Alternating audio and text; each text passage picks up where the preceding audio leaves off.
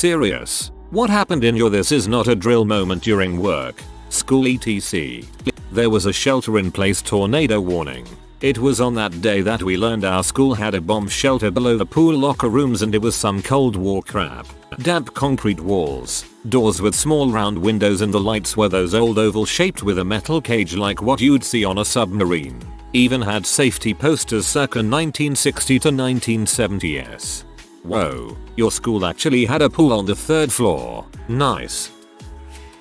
There was an earthquake. It was not that strong but it was still an earthquake. Everyone was treating it as a drill, which meant talking and talking and talking until our advisor said that it was not a drill and everyone started panicking. Good times. Last November half my school burnt down. Everybody thought it was just another drill until we got outside and began to smell smoke. There was a mad panic as all 1,300 students were registered and registered again until we knew everyone was out. The worst part was it was started by 2 first-year students.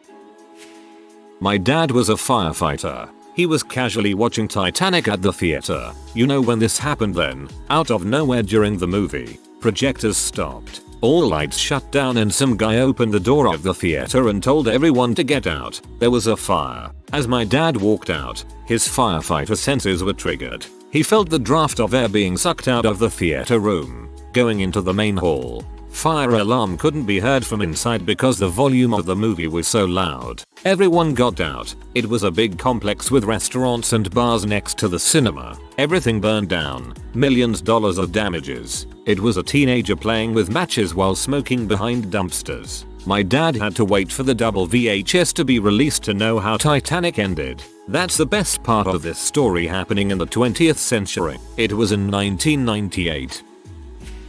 We had someone fall off a boat down at the boat launch when I worked at a campground. She hit her head on the dock and started sinking while unconscious. Luckily her BF dove in and grabbed her before she drowned. However, she was incoherent so we had to immobilize, warm her up in a truck, then call in a heli to take her to the nearest hospital. It was crazy. We had to mark a landing zone and lay down some flares and everything.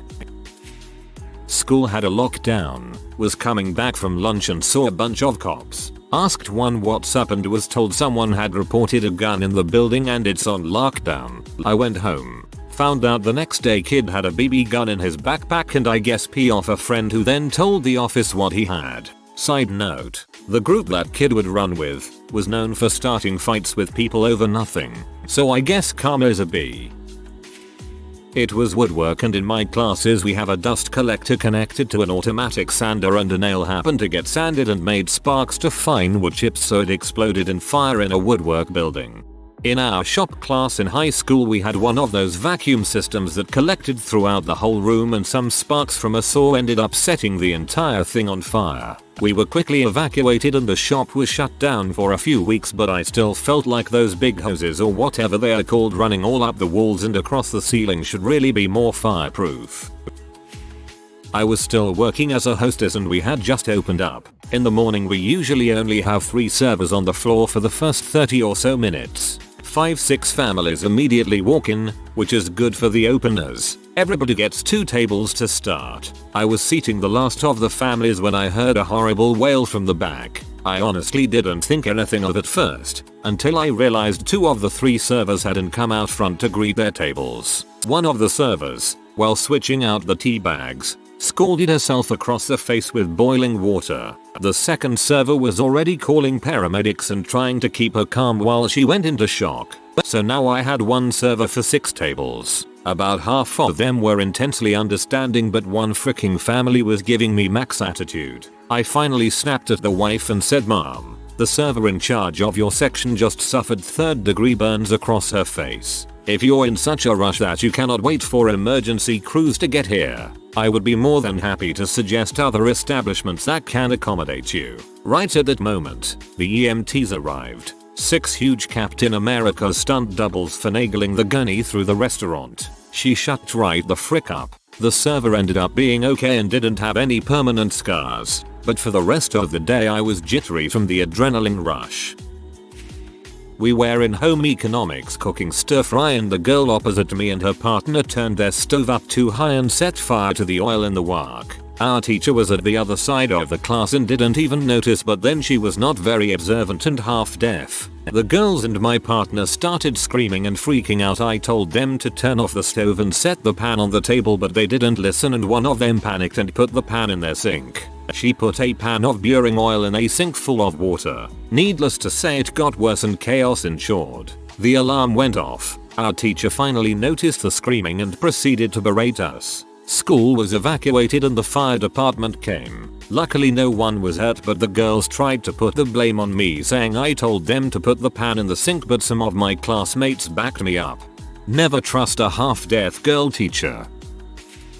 Not when I was a student, but back in mid-April, a couple days before the quarantine, we had an active shooter lockdown at the elementary school I work at. It was a normal day. Kids were doing their normal stuff at lunch recess. Staff notice a few police cars around what is usually a very safe and quiet area, but just brush it off. Suddenly our secretary tells us over our walkie-talkies that the police have called and ordered us to lock down the school. Immediate activity. Honestly, we don't ever practice for this scenario happening at recess, so I'm amazed it went as well as it did. We are also a high-needs school, with a lot of behavioral issues, and even on a good day getting all the kids inside after recess is difficult. The secretary sounded the bell ending recess and staff started ushering kids inside. At the same time as around 10 police cars showed up on the surrounding streets. The kids were really confused because they normally line up and wait for their teacher, but we were telling them to go in and just go to their classrooms. Their teachers are waiting.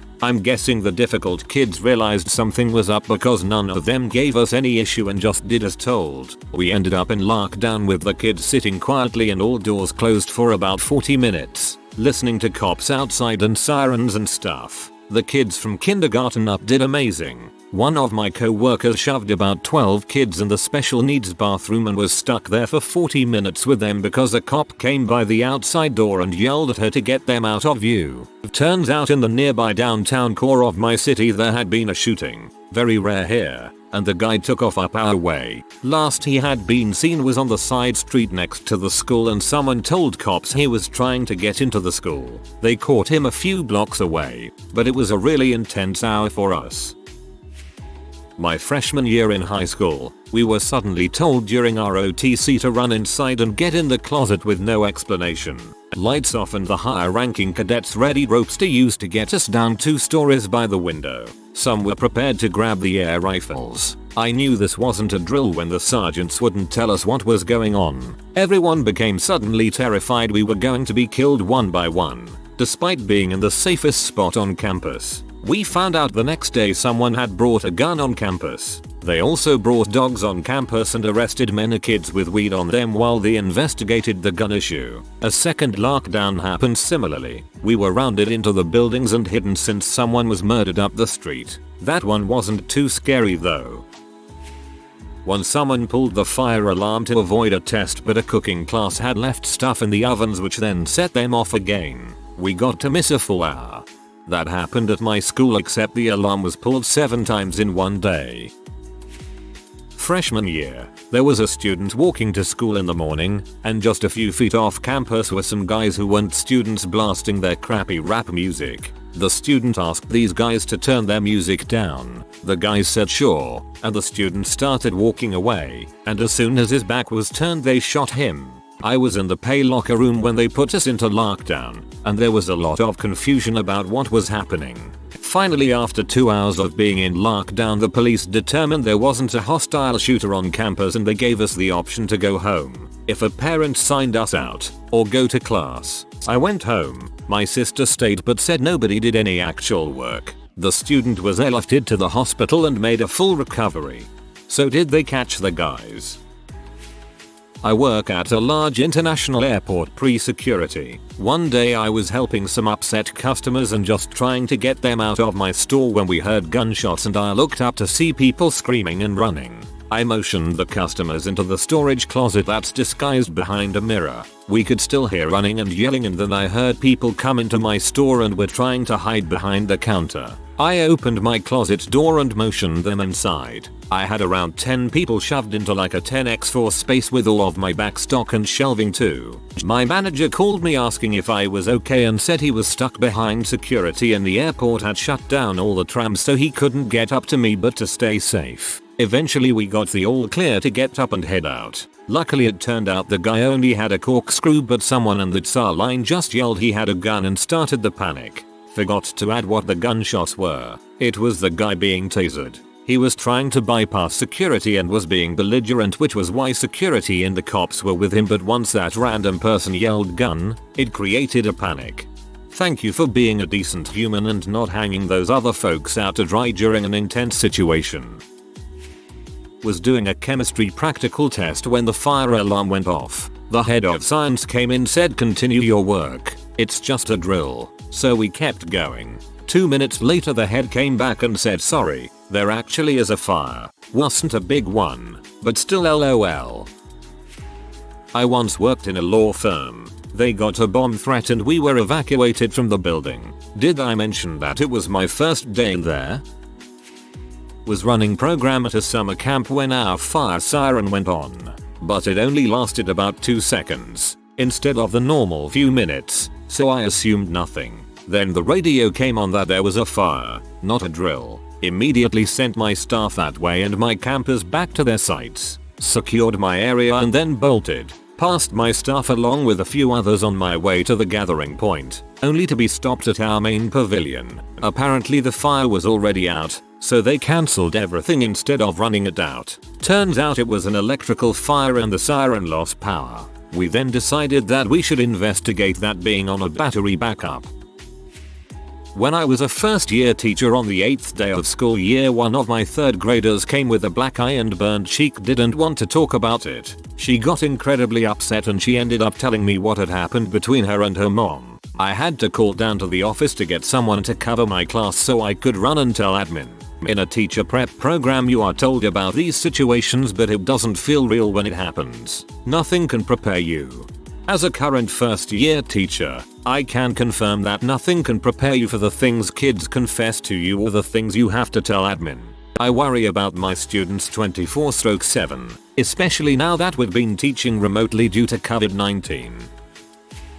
In my school we often have bomb threats. Since 8th grade, we've had 3 or 4 threats and I'm in 11th grade now. Obviously none of them have been real, but we had to evacuate each time. Some of the times we just went home. Some of the times we didn't. I think our school is starting to get lazy about bomb threats because during the last one we had, they put everyone in the gym and then sent everybody back to class after. I only call it lazy because all it takes is just a little intellect from someone who's really placing bombs to outlast the police, firefighters, etc. who investigate the situation, and then the bombs go off when we're in class or when we're in the gym. Weird thing is, my school isn't in a sketchy place or anything. We live in the suburbs of southern New Hampshire and our town is rather wealthy. The school is pretty big for a suburb though. I think bomb threats are more of a trend than anything that is passed down class by class or year by year, just because it happens so often. Some co-workers and I were out having a smoke break when an all blacked out SUV rolls up in the employee parking lot. We were all confused as the man was trying to yell something to us. Only person heard that he was screaming get inside, and that's when we heard 3 gunshots coming from behind us. There was an active shooter in the building next to ours, so we all rushed inside and our boss put us on full lockdown. I overheard the guy was being chased for domestic violence and decided to run into the forest that's behind our shop. TLDR, there was an active shooter in the forest behind work. Could have been shot because we wanted to smoke. Wasn't a big deal, but a convict escaped from jail and was spotted around our school. He robbed a convenience store and was armed somehow. So of course, we were sent into immediate lockdown. Well, this girl in our class reaches into her purse and pulls out a few knives. She goes up to the substitute we had on this particular day and says, "Don't worry, I've got us covered." I mean, kudos to her, but she was expelled and sent to juvie. Never heard from her again. It was in the wake of 9/11. I was in Iwakuni working with Marines when we got quarantined over possible anthrax exposure. A Marine had brought an any service member letter with white powder in it into the shop. About 15 of us sat under armed guard, then went through decontamination, then bus to medical for nasal swabs, and given a 10-day cycle of antibiotics. But tests came back negative and we were all fine. Aside from the freezing cold water for Deccan, it wasn't that bad. Sucked less than the gas chamber in boot camp.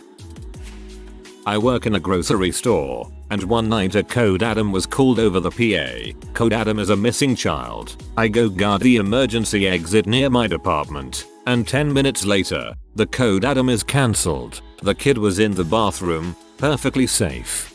I trained for that. It's a very serious moment in retail anything. All businesses should be trained for it, even if you don't expect to get one because crap happens. One time when I was working a holiday at Toys R Us we got a Code Adam. We locked down, covered all entrances and exits, bathrooms, break room, back room, storage, and the loading dock. It was some serious crap.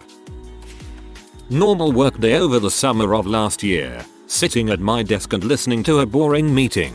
My work is literally next to the tarmac of a private airport. I have a pretty sensitive nose, so from time to time, I get bad headaches from the smell of jet fuel that manages to work its way into our AC in summer months. So sitting on this call and I catch this smell that immediately gives me a headache. Not quite jet fuel, and closer to burning plastic. Immediately sketched out and telling my co-workers I think there's an electrical fire somewhere. Sure enough, not even a minute later the fire alarms go off. We all head out the door to the parking lot and hang out. People making jokes about going home. People still on meetings from their laptops, etc. Then 3 fire trucks, an ambulance, private airport security and police all roll up and at that point, we all went, oh crap there might actually be a fire. Turns out an electrical fire had started in a service elevator in the basement of our building. We'd had pretty bad rain in the weeks before, and the service tunnels under the building flood from time to time.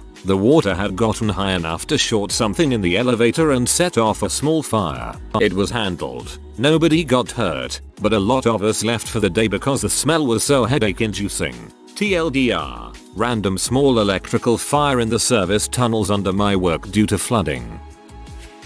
Was on the city bus downtown on my way home last year. There was an unusually hot and humid wind, a bit of a late season storm brewing. Bus was packed. Suddenly about 4 dozen phones explode with noise as we all receive an emergency notification. Oncoming tornado. Everyone starts whispering. It was surreal. I didn't think of much of it as we had a false alert not long ago and we haven't had a tornado in 25 years. Then I start seeing people run outside for cover, and I see the clouds in the distance. Black like the world had ended. I sobered up real quick. We all made it out okay. No casualties. Several neighborhoods smashed. 2 F2S and an F3. Had no power for 3 days.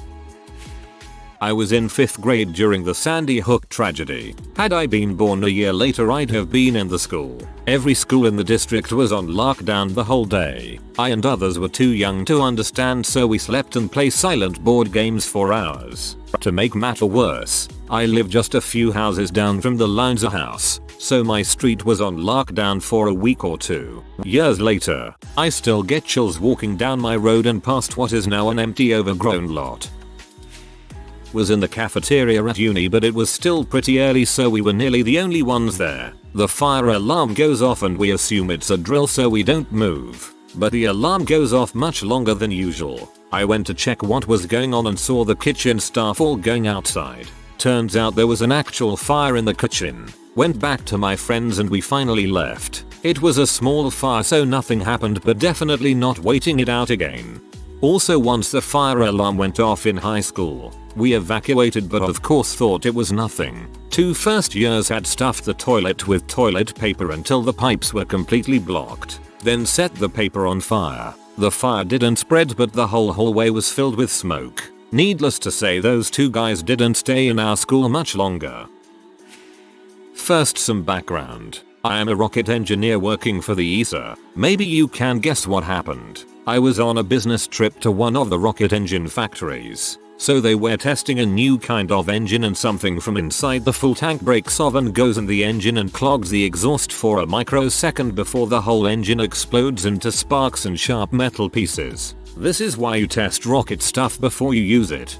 I am a rocket engineer working for the ESA. That would make a great AMA.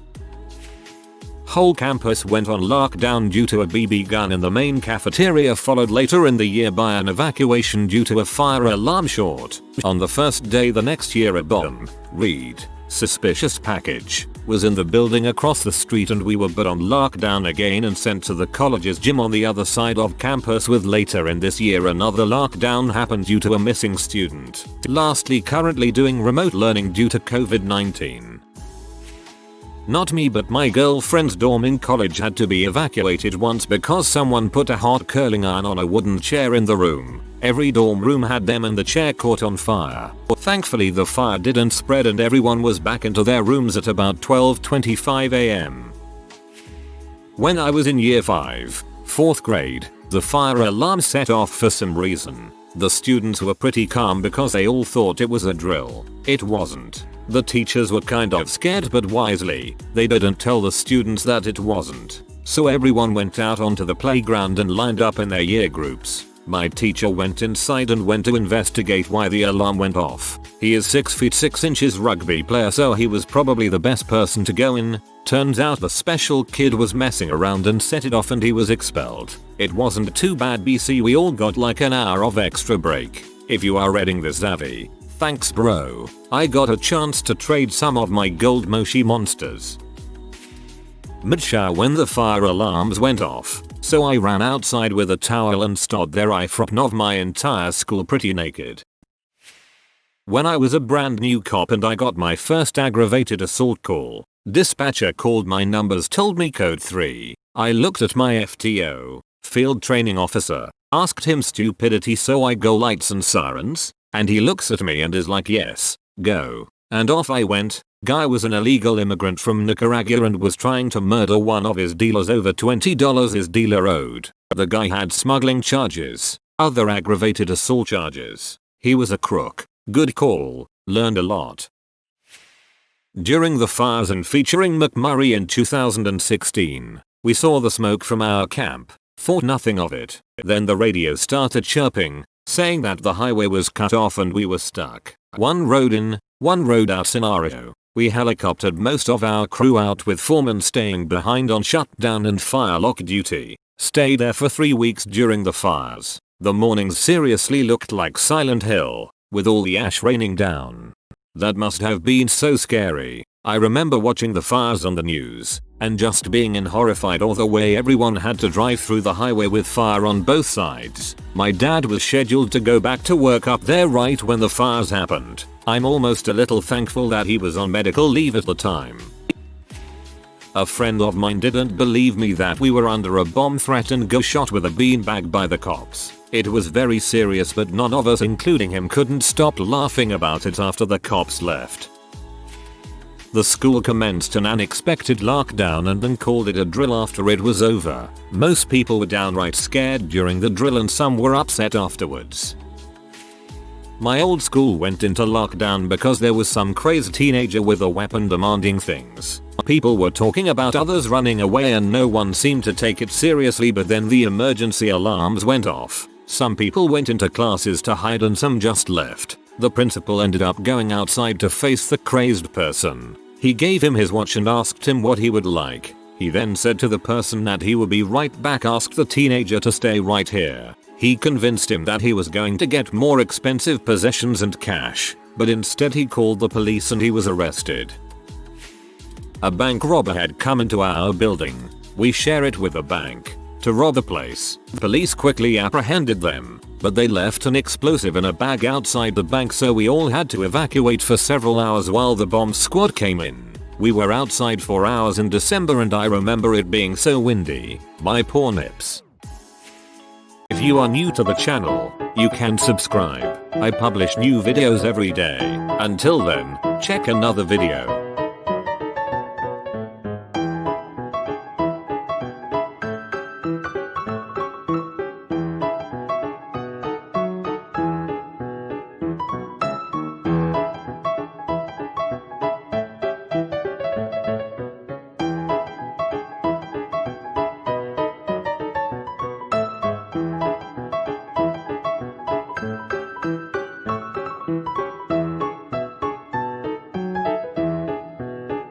Bye for now.